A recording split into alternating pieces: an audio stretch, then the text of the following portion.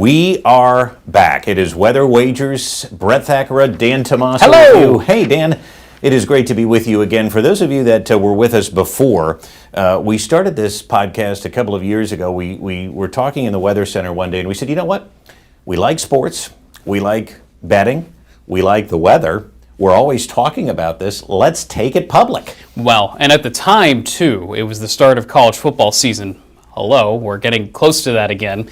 And no matter what year it is, there's some type of tropical storm, there's some type of game where the rain doesn't exit, and all of a sudden the fields get sloppy. We start to see gameplay that's not up to par, and all of a sudden both teams are equalized. And I said when I started this podcast, weather seems to be the great equalizer. If you have 5 stars versus 3 stars, it doesn't matter. We know all about that as Penn State fans with the famous Michigan State Lightning delay several years ago when we were at East Lansing. That was one of those games Penn State lost. They probably shouldn't have, but weather equalized. Almost 10 years ago, by the way. I know, but we remember it. Yes. We remember it. And there's so much that we talked about in the first edition of Weather Wagers. Let's tell everybody again a little bit about ourselves, and if we can pull up the graphic full screen, Dan, about where to find us, because we are going to be doing this podcast every week. And as I said, we started a couple of years ago. We were unceremoniously canceled. We were told by the powers that be, just go away, and so we had to go away. But now we sort of can hang the banner under new management, and they said go and do some extra fun things. And this is the whole point. It's supposed to be fun. It's supposed to be lighthearted for the most part. Obviously, sports can get very serious at times. Sure, but weather can get serious too. But when you blend the two together, I think it brings in a lot of our interests, and we hope it's interesting to you at home. Well, correct. And so you can find us on our brand new smart TV app, ABC 27 News Plus. It's on Roku, it's on Apple TV, and it is on Fire Stick. So in many ways, we're in more places than we were when Before. we launched the last time. Now, we did lose Google Podcasts, RIP Google Podcasts. Yeah, but that's okay. But we're everywhere else. We are going to have new episodes weekly on Thursdays. You can get us on abc27.com. You can get us on that smart TV app. And then wherever you get your podcasts, on Apple, Spotify, Amazon Music, and of course YouTube, we are going to be doing a video feed of this too every week. Yeah, every week you could see us. Now, we also have Mr. David Shiner. He was on the show before. He's going to join us again. He's away on vacation this week. You and I are both going on vacation soon too, but it's to recharge ahead of football season. Let's go back to the two-shot. I want to talk about us because for those of you that don't know us, again, we are two meteorologists working in the Harrisburg, PA television market. Dan and I are both Phillies fans. We're going to talk about the Phillies occasionally. We're both Penn Staters. That's where we got our degree.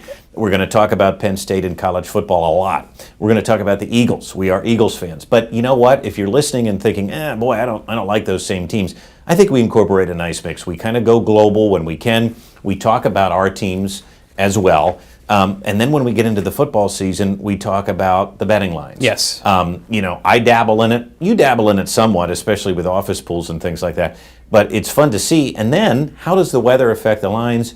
One of the things that we learned last time we did this, we talked to Brad Powers. He was our Vegas expert. He said, forget about the rain. We know that's important to you guys. He said, but you know what's important to the gamblers and the casinos that set the lines? The winds. Yeah. And I temperature too. Yeah. Temperature too. I mean, they kind of play hand in hand. But when you start, every college football season starts warm and sunny, pretty much no matter where you are in the country. Yeah. Late August, early September is the easy part. But getting later into the season, you start to figure out what team has the grit, what team has it to make it all despite the circumstances. It's fun to track the weather, though, for these games. So, as I said, we're both degreed meteorologists from Penn State. Mm-hmm. So we are, okay? And in Number addition, one? No. In addition, we'll get into that later. Like I said, we've been in this business for about 20 years, and now we get to sort of flex our muscles in a fun way. I do want to point out, you and I are weather experts. We have meteorological degrees. Yes. We know the weather like the back of our hand. The one thing we're not are sports experts. We are sports fans. We're just like all of you. We're not an expert here or there. We do have hot takes. We do have hot takes. We have opinions. And we're up and down just like you are. We fight about those, and we're going to be doing that on this podcast. That's why we thought it would be fun. We are also not journalists, so that means that we can give our opinion. We are not sports writers. We're not going into locker rooms. We're not going to press conferences. We're not doing that type of a thing. That's not the point of this. The point is to talk about weather. We're going to talk about gambling a bit and how we would play a game, but we're also not betting experts, and we want to make that clear. So that's why, too, if you decide to wager your own money, that's your thing. That's your We're not responsibility. encouraging you. We're telling you what we might do, and we're also having fun side wagers and side bets because that's sort of what we like to do. And so how the podcast is going to work is usually, especially during football season, we're going to pick some games of the week that we think may have a weather element in addition to being big, important games a lot of intrigue. that everybody's going to be watching. Exactly. And by the way, those slates start early and often in Yeah. this season. So we're going to have a lot of fun off the bat. But you and I go back and forth about, okay, so you have 10 picks this week. I have 10 picks. At the end of the week, we go score it. We look at it. We and then hold we keep it ourselves running. accountable. Yeah, we hold ourselves accountable, whether it's the weather or in this world of sports, because then we have usually some payoffs that come in. And yeah, exactly. And whether it's a fun side wager or, we might put a couple of bucks down of our own money, that's great. But listen, as we said, don't take our advice on anything unless it's about the weather. Correct. This is supposed to be fun, and we want you to have fun, and we want you to weigh in. We do have an email, too. We should let people know about that. It's weatherwagers@gmail.com. That'll come up at the end of the show. I have a whole graphic about that. But we did hear from some of our listeners, viewers last time. So if you have ideas, you have a game, maybe you want to focus on Chattanooga or, Marshall. I don't know. Chattanooga. Well, I like to go under the radar, so it could be a smaller game. Is that a pun? Yes. Because we're weather guys? Just a little bit. We do talk about some under the radar matchups too. And again, we're fans more than anything, and that's how we want to approach this. But from a weather perspective, we often talk about fun things. So we try to verify our forecasts, we try to verify our bets and go back, and we do hold ourselves accountable. Speaking of forecasts, Brett. Yes. I think we should talk a little bit about what the weather's doing currently, because I think they got very lucky in Atlanta this past week. Okay, well, hold on a second. Before we get into that, right, because we're going to talk about the MLB. I do want to, if we can, show the people what happens when we pay off a bet. Oh, sure. I have that all queued up, my friend. Well, hold on a second, because let's just set this up here. Again, part of the point of this podcast is to talk weather, to talk sports, and to kind of blend the two together as we see fit. This is sort of a preview episode. We're going to be back weekly very soon, but we wanted to put this out to say, hey, we're back. We're coming back. I think we had a couple of thousand plays last time. Yes, we did. And we were starting to really build an audience. And so now this is our shout out, our screaming message. Yep. We're back. We're back. But one of the fun things that we did is we would make these side wagers. I don't even remember. Maybe we say it on the clip here. What was the wager? What game was the wager? Do you remember that? It was a Miami Dolphins game, because I talk about Tua Tagovailoa in this matchup. I think it was Miami Buffalo game. Yeah. And the Bills always let me down whenever I bet on the Bills. And so I had to eat. The side wager was that whoever lost the bet had to eat one of those ghost pepper, extremely spicy hot wings. From Skyline Diner, I believe. I believe. Now, they came on board later. Yes. Thank goodness. They provided us with those wings. But, well, you did that. I put mayo in coffee. I watched back that episode, too, and I almost got sick all over again. That was a Mr. Will Levis special. Yes, it was. That was gross, but you lost that bet. Yep.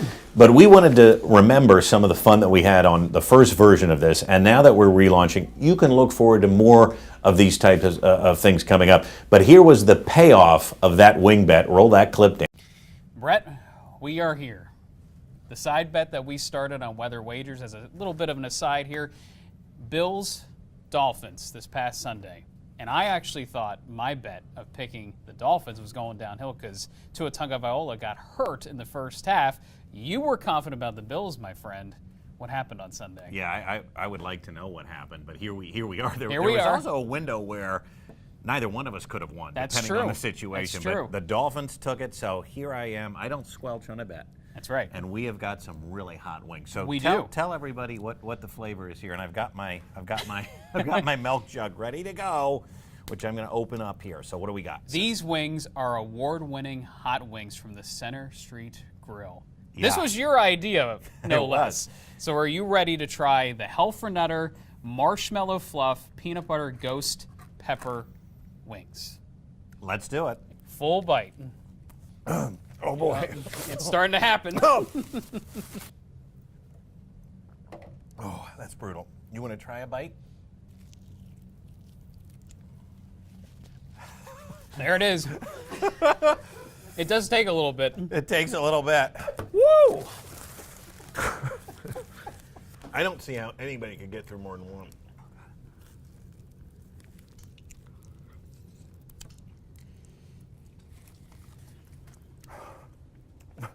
Oh, God. Oh my God.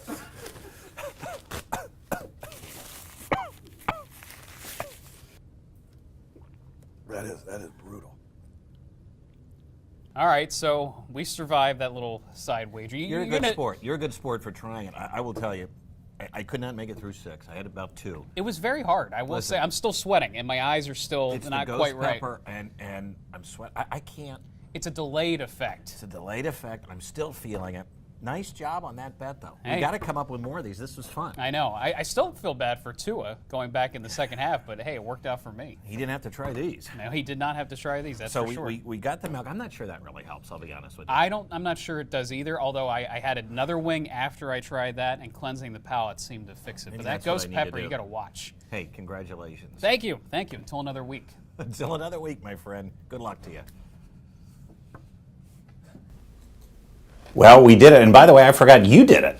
I did it too. I was You a were good sport. You were a good sport there. Well, yeah. after the pain looked on your face, I had to see what this was all about. Now, I will say, too, I had this clip up the other day as we were getting ready for this episode. Our boss stopped by and said, "Why does he look like a hostage?" Well, you know, what's funny is that was Center Street Grill. Center by the way. Street. Yep, Yeah, not Skyline Diner. right. But I've had Skyline Diner wings before. And they, I mean, I remember, I didn't realize the pained look I had on my face and the tears. Did Yes. you see that? Oh, yeah. So we're going to have fun. We're going to look forward to that coming up here.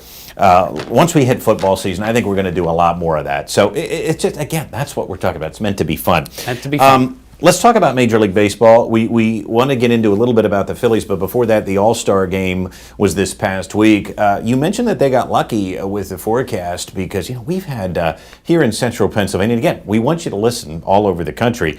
Depending on, you know, maybe there's a big weather event that happens. We'll talk about it. You know, maybe there's a big winter storm in California. They get atmospheric rivers out there. We'll talk about wherever, especially once we start to build our audience a bit. But here in central Pennsylvania, it's been a wet summer.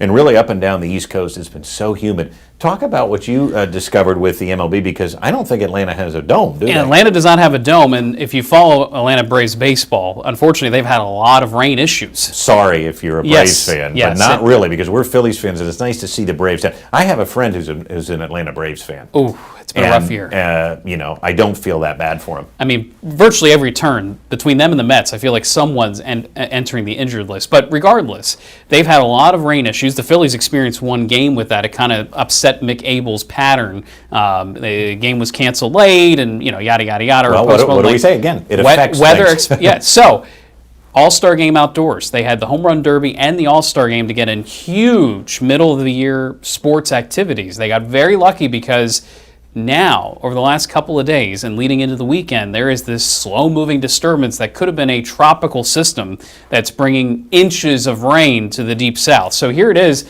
and it's really kind of fascinating because it kind of fades into the weekend, but some model guidance then kind of loops it back in. So if there was any time to have the All-Star game in Atlanta, it was Monday and Tuesday. Yeah, and oddly, next Monday and Tuesday look really nice in the Northeast, but they got lucky in the South. Let's talk about the Home Run Derby because that was Monday. What do you think, Dan, of that? I watched it with my son, and he always likes to see the guys hit the ball out. It's hard to believe Alec Boehm made it last year. Has the All-Star week been diminished a little bit, or was it still fun to watch the Derby? I think it was a ton of fun. Now, Why obviously, was Kyle Schwarber not in the Home Run Derby, by the way? well, you know, some of this, the young guns get a lot of attention now. I mean, the game has a lot of... Jazz Chisholm was in there. Yes. I mean, he's got flair. He's got a social media following. Didn't do very well. He didn't do very well, and he's a little bit of a showboat. So for Yankees fans, he's kind of hot and cold with people. But I think in general, you know, you had Cal Raleigh, who's having one of the best seasons we've ever seen in Major League Baseball history for a catcher. He won. There was some controversy about measurements via StatCast to break a tie. So there was a little bit of controversy in the Home Run Derby itself. But he obviously was phenomenal overall.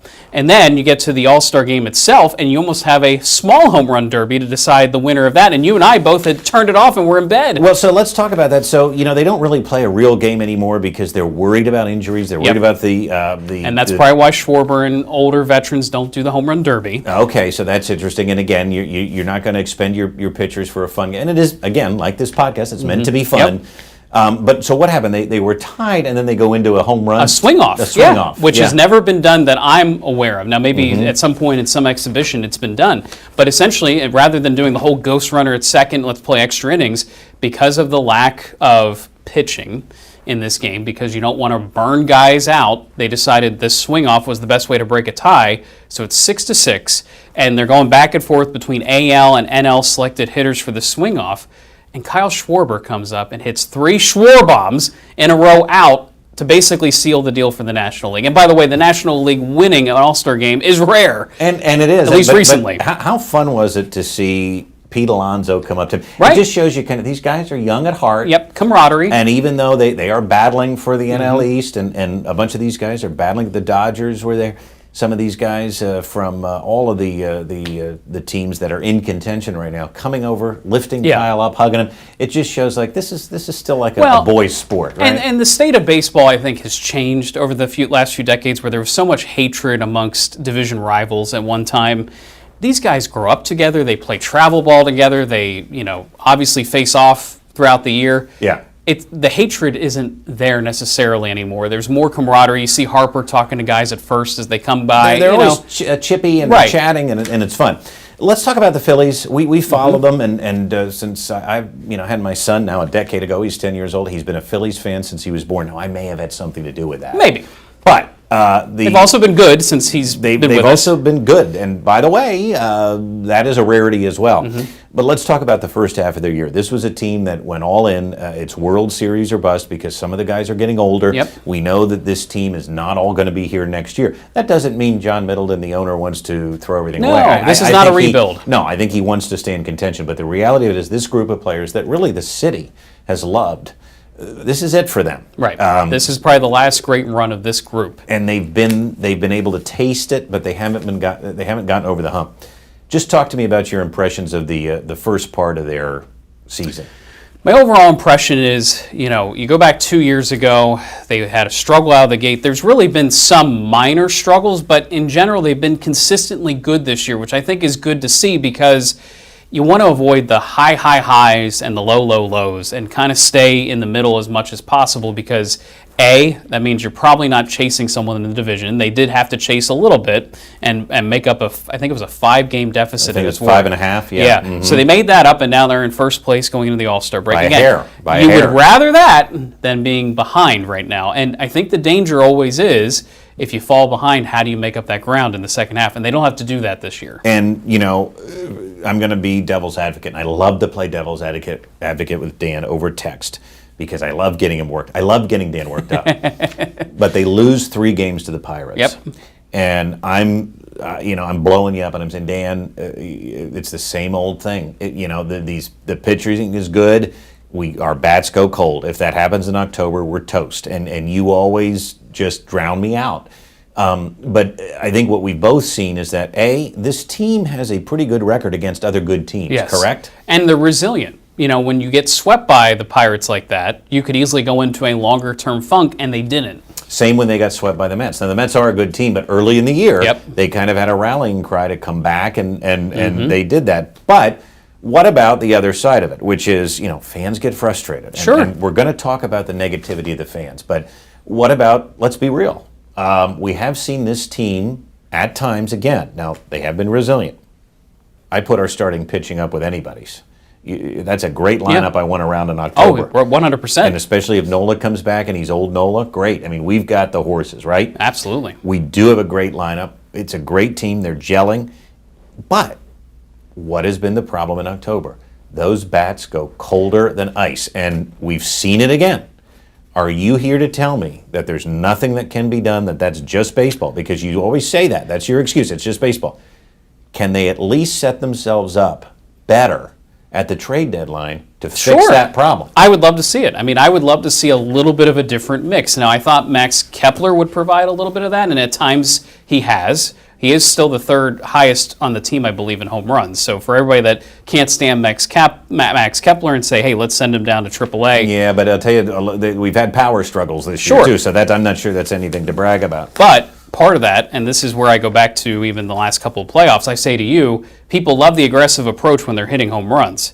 Well, they've tempered that aggressive approach for the most part, and they're taking more pitches, they're getting on base more, but now the power has suffered, and so it's this catch-22. Yeah. Which problem do you want? And I say to everyone that gets impatient, if you look across the board this year, there is not a single team that hasn't gone through a long-term struggle. And so, to me, it is. We watch the Phillies. We're zoned in on the Phillies, but it seems like every team goes through these downturns. Yeah, and even like you said, aren't the Dodgers on a losing streak right now? The Dodgers, I think, lost 6 of 7 going into the break. Obviously, the Braves are in the tank. The Mets went through their almost month and change of struggles. So we know too many Mets fans, and talk to me a little bit about the Mets, because you've been—I don't want to say negative, but you've been realistic about the Mets. And when they were hot, we have a Mets buddy that texts us that's just gloating, and you're constantly saying, well, they're going to come back down to earth. The pitching concerns me. So if you had to look at the Mets, the Phillies' biggest competition in the division. Correct. And probably in the National League other than the Dodgers. What do you see as their issues right now? Because they are not a perfect team either. Well, it goes back to the offseason. You sign Juan Soto, but then you don't go the whole way in. You could have had Corbin Burns. You could have had perhaps Max Fried in the beginning of the offseason. Well, Dan, that costs money. Oh, it does, but it's not my money. And by the way, the richest owner in the sport owns the Mets, and he spent on Juan Soto. But it was interesting to me that if you make that move, you almost have to go all in, and they just kind of pull the reins back a little bit more. And to me, that's where this season could really turn for them. If they don't have consistent starting pitching like they currently don't, it's a problem that keeps building on itself. Do you think Dave Dombrowski is all in at the trade Oh, deadline? 100%. Really? Don't forget, he's There's nearing been retirement. I understand that, but he surprised a lot of people this offseason by not doing anything. According to people, that he hasn't done anything. I don't totally buy that. I mean, look at Jesus Luzardo. I mean, where would we be without him? He's one of those horses. He's one of those horses. And again, I don't think Max Kepler is this horrific signing that people are making him out to be. I mean, they spread their money around rather than investing it in one player. I mean, that's how the offseason went. And sorry if it doesn't suit everybody, but that's the approach they took. Does Kepler have a point about playing time? I think so. I mean, the platoons drive me crazy. I always call it the bomb squad against the left-handed lineup when they stick Sosa and they stick poor Otto Kemp in, who seems like he's over his head some games. Right. It's a rotating carousel. And I don't personally appreciate that. And I think Stott has been affected by that too. I'll be curious to see how much that continues into the second half. So what's going to happen? What do you think is the best move for the Phillies to go after here? I would love to see an outfield bat. Let's pull up the schedule Sure. for the screen, because we can talk about what we have coming up and who would you love to target, and can they get somebody? I would love to see a Byron Buxton. It seems like it's not going to happen based on his quotes at the All-Star game, but he would be the perfect player for the Phillies. He was in that home run derby. Right-handed stick, young, center fielder. Mm-hmm. Again, probably out of the wheelhouse, but someone like a Taylor Ward out of the Angels, left fielder. He at least hits for some power. Reminds me of Pat Burrell because he doesn't hit for average. By the way, the Angels come to town, so maybe there's some internal dialogue going on there. When we look at the schedule here, and it's going to be interesting because again, we're two nobodies here having fun on a podcast, but we don't know what Dave Dombrowski's going to do. Nobody does. When you look at the upcoming schedule, this is the schedule for the rest of the month. You got the Angels, followed by the Red Sox at home, and then we go to the Yankees and end the month at the White Sox. Yeah, it's a mixed bag. Are these all winnable series to you? I think other than the Yankees, I think they're all very winnable. Now, the Red Sox are hot too. The problem with the Red Sox is similar, though, to the Mets in that they have one really good starting pitching and the rest is kind of touch and go. Yeah. So, yes, I think there's plenty of winnable games here, especially on the road against the White Sox. That should be a 2 or 3 or 3-game sweep. And again, I will admit this to you too. I'm not a baseball expert. Dan is our resident baseball expert. I'm more of the college football expert, quote unquote. It's just call me an expert when there's a parade down Broad Street. Yeah, but my point is, what are the Angels doing this year? And they're hovering. They're hovering around 500. So they're not dead man walking. No, so they may give us a fight. But I do like it's at home, which I like. Yep. Red Sox, tricky, but doable at home. Now, the Yankees, though, have had their troubles. Yes, and the Yankees are a team that has been beset by injury. You know, you lose Garrett Cole at the beginning of the season. That's a hard blow. They have some talent coming back, it seems like, but Max Fried, right ahead of the break, blister on his finger, had to come out of the game, only lasted 3 innings and had no control. So what version of the Yankees are we getting? Don't forget Aaron Judge is still hitting over 360. The man is unworldly. At least we end the month with what should be a 3-game sweep. Yes. And that is a good note. So we'll talk more about the Phillies later on. As we said, this is just a preview episode, and what better way to preview what we want to do than to talk football, because college football is coming back in about a month. We've had Big 12 Media Days last week, SEC Media Days this week. We've had it on in the Weather Center. Paul Feinbaum takes center stage, but really it's been the coaches. Let's get our juices flowing. Let's talk about some. We have collaborated and picked out the biggest matchups for Week 0 and Week 1, along with their lines. Now, the lines are taken from Caesars Sportsbook. It's early. It's early, but they're out, and some of the lines did surprise us. One of the most intriguing games is Farmageddon there in Week 0. Iowa State, Kansas State, over in Dublin. Right. ESPN gets it. It's at noontime. It's always kind of the seasonal kickoff now. Yeah, but this game was played at the end of last season, and it was certainly a fun game. Kansas State favored by 2.5. Who do you like? Iowa State certainly had a great year last year. It seems like they can never quite finish it. Yeah. This is an example of neutral site, kind of away from campus. Does it have the same energy, the same juice at the beginning of the season?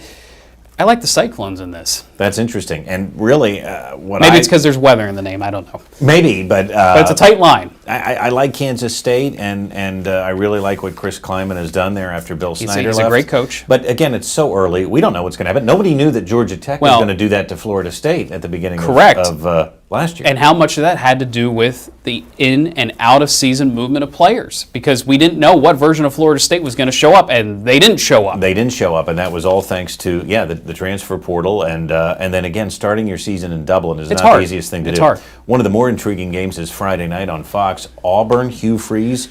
That seat getting a little warm. Yep. And one of the things that we've been following, everybody's been talking about it at Media Days. Hugh Freeze, okay, first of all, he's dealing with a health problem, so we hope he's well. And then the second thing is, though, in the midst of all of this, he comes into Auburn following the disastrous Brian Harsin tenure.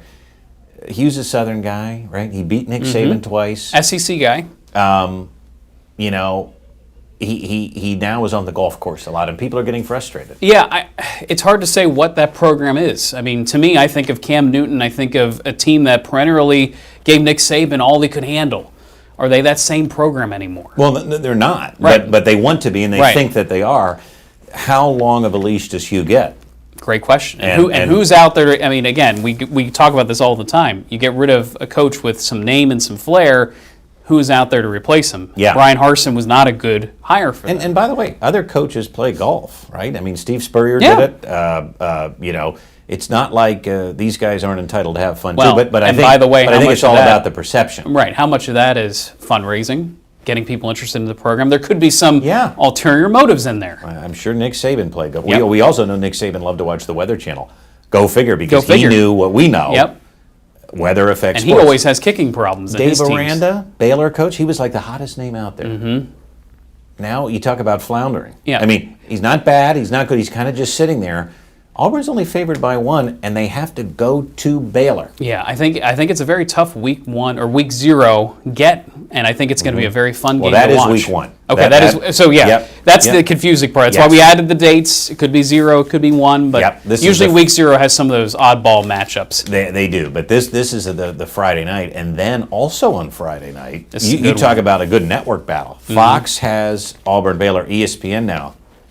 The Ramblin' Wreck from Georgia Tech has to go out to take on Coach Prime in Colorado without Shador, with a new team out there. But Deion No State, Travis Hunter. He's building this team. Is he? No, I think he is, because I think they have some returning players. I don't think he went all in again with the transfer. I do think he is. And don't you think, and I'm being honest here, don't you think he has proved himself a little bit? Well, yeah, last year, certainly. If you looked at some of the beginning of the year win totals for that team, I mean, it was dismal. They weren't going to make a bowl game. By the end of the year, they had a shot to go to the Big 12 title. Correct. And They probably blew it, actually. Well, they did, Yeah. but so did a lot of others. And then we ended up with Arizona State. Right. They were the team that just stayed hot. But oddly, Georgia Tech has to go there. Georgia Tech, road favorite, 3.5. Yeah, I'm not sure. I mean, I think it's a tough place to play because Dion has reignited that campus, reignited the interest in Buffalo football. Yeah. And I think that's a tough. I mean, anytime you have to go on the road, but go on the road in an environment like that, good luck week one. Well, and I think that's really intriguing because Georgia Tech was no slouch last year. No, I either, know. Much you improved. Much improved after kind of being a laughingstock for a while. It started with that Florida State victory. Yes. Florida State was worse than we thought, but Georgia Tech was better than we thought. Correct. So that helped. All right, Correct. what else do we got? Because, again, this is a pretty loaded week one. It's a loaded week one. A lot to talk about here. Texas, Ohio State obviously has a ton of intrigue. Will we see these games in the future? It's hard to say because of all this conference realignment and the playoff system, and do you actually have to play tough games out of conference? But let's enjoy it while it's here. Well, we know James Franklin said he doesn't want to. Right. And we're certainly not this year, Correct. given our out-of-conference line. But I do think you are going to see these games because I think it's a good way to prep a team for a playoff It's a game. good showcase. This is a matchup that we could see again in January. That's correct. So Ohio State, a lot of returning talent, Jeremiah Smith and company. There's still going to be one heck of a juggernaut in Julian Columbus, Sam Ohio. from Yes. Alabama coming Yes. to quarterback that team. And, Phil Steele, as I said, has Penn State at number 1. Many people me do uncomfortable. because Penn State is following the Michigan playbook from 2 years ago, the Ohio State playbook from last year. They bought in, literally and figuratively, and Returning they talent. They have a lot of returning talent, but you don't ignore Ohio State. No, not with the way they recruit, not with the way their prestige has been. Ryan Day coming off a national championship. I hate to say that out loud, but it did happen. It did, and again, they were hot at the right time, Correct. and they put all their eggs into that basket. Ryan Day still has a problem, though, with the fan base because he has not beaten Michigan. This is a game that could Well, give him more problems. I would show that fan base a national championship trophy because I we know, would but love to some of have the- it. Some of these people are like your Phillies fans, right? They're talking about, the oddest of things is the team is good.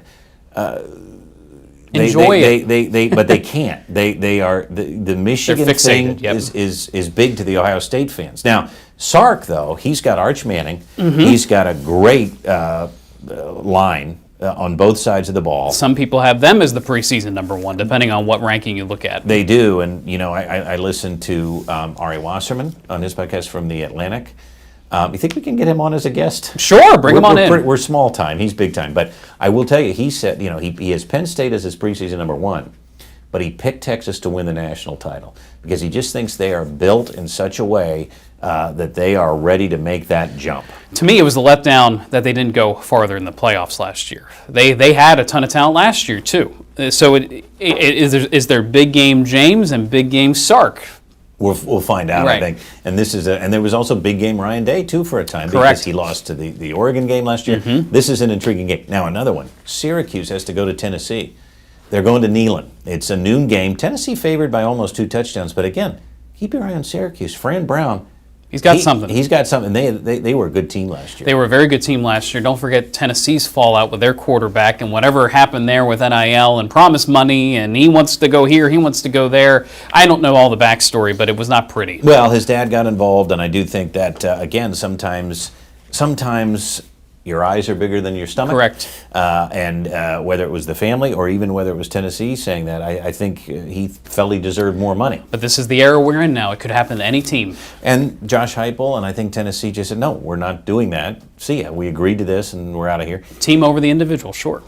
That apparently was what was decided. And, now he's at UCLA, so Tennessee comes in. But they're favored by 14. Could Syracuse give them a game? I think we'll find out. I think we'll find out. And again, intriguing. We learn a lot in week 1. And speaking of that, how about Alabama at Florida State? Alabama goes to Florida State. Some of these games may be at a neutral site, by the way. We're going to clarify that. But I believe that Alabama, favored by almost 2 touchdowns, as you see on the screen there. Here's the deal, though. Kalen DeBoer, again, fell out of favor with his Very fan quickly, base, yep. because he didn't make the playoff. Listen, Bama is built pretty well. They're going to be around. I'd be shocked if they didn't make the playoff. It's a program with prestige. They recruit well. Don't count them out. Kalen DeBoer's a good coach, okay? And that's the other thing. He's not in over his head here. forget about Alabama. I think the question here is what Florida State are we going What's to Mike get? Norvell? What's Florida Yeah. State looking like? And Mike Norvell, remember, was up for the Alabama Correct. job in addition to Kalen DeBoer.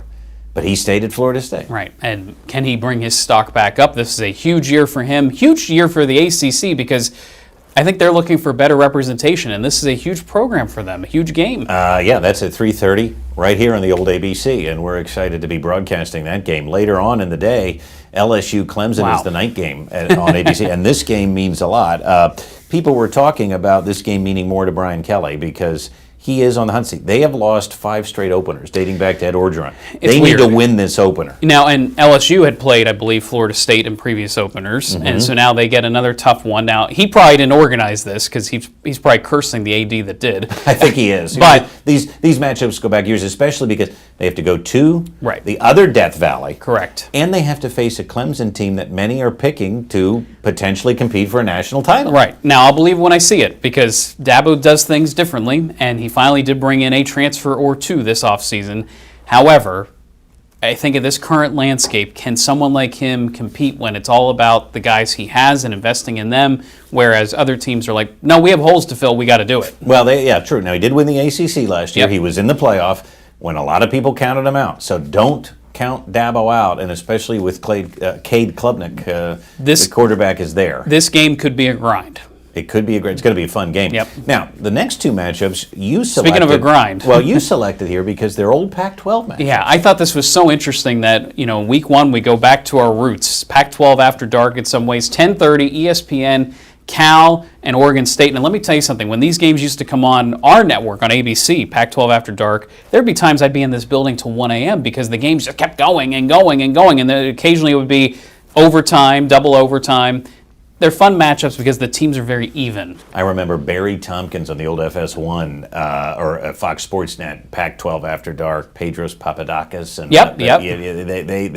that's how I fell asleep in Yep. college Oh, to yeah. these games. Sure. We'll see if Oregon State has it. Now, by the way, Cal in a power conference, the ACC, Oregon State in a new Pac-10, Pac-12, Whatever they are, it yeah. is. They formed a Pacific. new conference, but they're favored by 3 points here. Well, again, they tend to get some talent. Now, the team is usually not rounded out with talent, but it seems like the last 5 or so years, they've been relevant. Yeah, and California, they haven't been. They haven't been, and this could be a big year for them trying to navigate the ACC waters, trying to get involved with that. How about Utah? Kyle Whittingham is back. There was some speculation there. Speaking of Nico, he is now at UCLA, so this is a fun matchup. Utah favored by 5. UCLA, we know the problems there. Mm-hmm.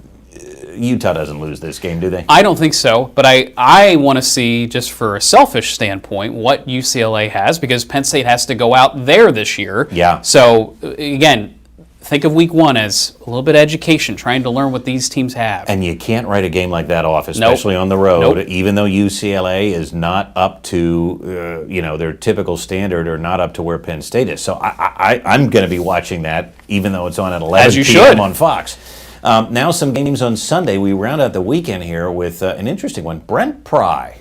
Remember him? Oh, I remember him. He was our D coordinator for years under James Franklin. He was, and I won't mention some of my unforgivable moments with Brent Pry. Well, he's certainly not doing well at Virginia Tech, but He's also doing okay. He's not doing so horribly. I mean, he Right. still has his job this year. There were big expectations last year, and I thought that was going to be kind of the end of him, especially the way they started. But they finished out okay, and there was that one controversial game with a catch in the back of the end zone, and it just seemed like they were always on the cusp of either winning or losing. Well, meanwhile, they have to go to Williams-Brice Stadium and take on South Carolina, and the Shane Beamer, who really... Another program trying to rise up. Yeah, Lenora Sellers is a fantastic QB. I think they could be...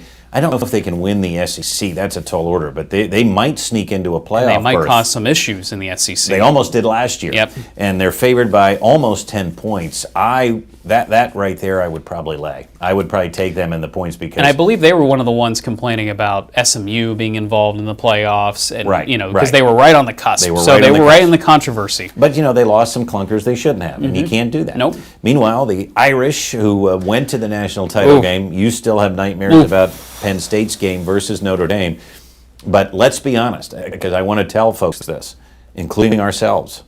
You're in your Penn State tie, by the way. I am. Nice touch. It was on purpose. For some reason, I'm in Ohio State colors.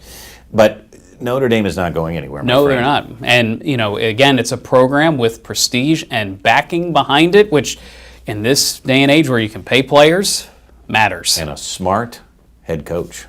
I believe so, although I still think they're not up to snuff when it comes to high-octane offense. And that's where I think you can get them on any given Saturday I'm going to or disagree, Sunday. though. I will say they don't necessarily need that when they have their O-line working. Well, yes, Their they have a O-line- physicality aspect, sure. Their O-line is working. They go to Miami. They're favored by 3 points, and that is that can't be at 10:30. That's at 7:30 on ESPN. 7:30. 7:30, Notre Dame, Miami. That's going to be a fun Sunday Blame your night game. secretary on that. I do, and I will. AKA me. I think Notre Dame is too strong here. Me too. I think Miami is, again, almost there. I'm not sure they're ready to compete in a game like this, though. Are you saying they're good, not elite? I'm saying they're okay. And Mario Cristobal is, again, almost there. Almost there. It's a tough program. I will say is. it is a tough job. I was surprised when he went there, to be honest with you. Well, that's his alma mater. Right. So there's something about going home again. Sure. And he was able to do that. Now, we round out the weekend, Labor Day night, with TCU and Sunny Dust. Remember, they're just a couple of years removed from a national title game. They take on Mr. William Belichick. Who? Mr. Bill Belichick. You mean to tell me he's in college now? He is. With his and girlfriend? With his girlfriend, they're going to be running Whatever's out of going on there, we're God gonna be- bless him. We're going to be running out of the tunnel. Monday night, ESPN, Labor Day night. TCU is favored by 2.5. I'm going to tell you something right now. Either, and this is a stay away game for me. I don't know much about either program. Nope. I don't think we do know much about either program. Nope. But Bill Belichick either has the chance to do something really extraordinary at North Carolina, and all of a sudden, because he's great, they win 10 games, or this has the chance to be an epic disaster. It could be. I am leaning toward the latter, personally. Me too. I mean, unfortunately, Mike Brown's tenure did not end well there. I think we could be in for round 2 of older coaches toward the end. Well, they fired Matt Brown because I think they thought he was old and out of touch, and then they bring in somebody the same age. It doesn't make any sense. Now, I realize when you have a chance to get Bill Belichick, that could help donations, that could help recruiting. I get it. But you also have to win at the end of the day. Sure. And Bill may not be there long. But we'll see. He could surprise us. I wouldn't count him out. But again, if I had to... He might beat some people with X's in the nose. That's where he might win out. But I'm just saying... I think this is going to be a disaster. Correct. I would love if I was wrong, but we will see. We will see. It's intriguing no matter what happens. It is, and finally, our discussion, Dano, if you want to take the two-shot here, that let's talk about the playoff. They cannot agree. I just heard... Yeah, so what's the latest? I've lost track. The latest is that the Big Ten and the SEC, they're in charge here, but they also cannot agree right now. The Big Ten is all about automatic qualifiers. They want the top 4 teams from their conference and the SEC to go, and the top 2 teams from the Big 12 and the ACC, and then a couple of at-larges. The ACC is fine, as are the other conferences, with the 11 plus 5 model. 1 conference championship and then 5 at-larges. They both want 16 teams. Now, they have to make this arrangement by December 1. Now, there has to be a deadline here because you can't just keep leaving the field up in the air. Yeah, the deadline is December 1. If they don't reach an agreement by then, we keep the 12. And by the way, I don't think that's a bad thing. It just started. Well, let's let it play out. And I know where this is going, and as you and I say, it usually goes back to the almighty dollar, and they want more teams involved, and they want more TV contracts, more games that can be played on TV for the playoff. However, I really liked the format last year, and I know we're speaking as Penn State fans that, quote-unquote, had the easier path. Right. But if you're going to have conference championship games, they should matter. Well, they should, and that's what, I know Tony Petitti liked you got a 3 versus 6 and eliminate that and kind of play. I don't know if I like that. No, but just because it worked out in Penn State's favor this last year doesn't mean it's always going to. Correct, and by the way, they have reseeded for this year. That is the one difference. It is a straight seeding now. They are not going to do that where if you win your conference, you're automatically the top 4. See, I like that. It is straight seeding. So that they think will eliminate that. So this year maybe it would work out if Penn State is good enough, as some people think they could be. Maybe that will help them again. We'll see. We'll see. But it's hard to say. No matter what, if you want to win, you're going to have to play a tough team at some point. We ran into Notre Dame. They were better that day. We let that one slip away. Final thoughts on the podcast being back and what we hope to accomplish. I am absolutely stoked. When we started this, Penn State was kind of lifting to this point. The Phillies went on that magical run in 2022 we got to cover, which was amazing. And the Eagles, we didn't even know what was in store, but they've become the best franchise in the NFL, hands down. So now we get to kind of settle in, cover all this, and watch it happen along with you. Correct. And again, we're meteorologists, we're fans. We're going to talk about the weather. That's what we know. But we also know a little bit about sports, and that's the fun of it, because we're going to argue, we're going to fight, we're going to chat with all of you guys about it, and we're going to make picks. Go back to what I always say, Brett. People make fun of us for quote unquote being wrong half the time. Yeah. You ever watch sports picks? Yeah, well, and the audience gets a little frustrated, and I know some people call into Feinbaum all the time. They say, you guys need to be held accountable. You were wrong. And what does Paul always say? He's like, you know what? I realize we're the experts. We're just having fun. I mean, if somebody can make picks all the time, then it's not fun anymore. Then it's not fun anymore. Right. And being wrong is part of it. Being wrong is part of it. So we are relaunching. We are certainly, we have plans to do this weekly now. We do have vacation time coming up here the next few weeks, but we're going to try to put out, here's where you can find us on Weather Wagers. Always go to the ABC 27 Plus app on your smart TV, Roku, Fire, Apple. Now, send us an email. We want to hear from you. What do you want us to talk about? Weatherwagers@gmail.com. The inbox works. I tested it. We check it, and we had some waiting for us. By the way, did. people wondered where we went. Well, guess what? It's unfortunate, but we're back now. That's all that matters. You can find us on Facebook, meteorologist Brett Thackara, meteorologist Dan Tomaso. Dan, tell them your handle there on Twitter. And we got to get the X on there. Well, yes. Oh boy, I forgot about that. Ooh. Doppler Dan on both the Twitter or X and Instagram. Meteorologist Dan Tomaso on Facebook. You can find us. Yeah, it's pretty easy. Brett Thack, ABC 27. It's fun. And so we're going to be posting clips of this. We're going to be talking. You're away next week, I believe. I am. Dave Shiner is back. He's our lovely audio engineer. He's going to sit in for you. And I think we're still going to try to put on an episode. As you should. But Phillies, we hope they stay hot. And we are talking in mid-July about Week 0 and Week 1 college football games. It's right around the corner. Life is good, my friend. It's about a month away. All right, Weather Wagers is out. Thanks so much for watching. We'll see you right back here next.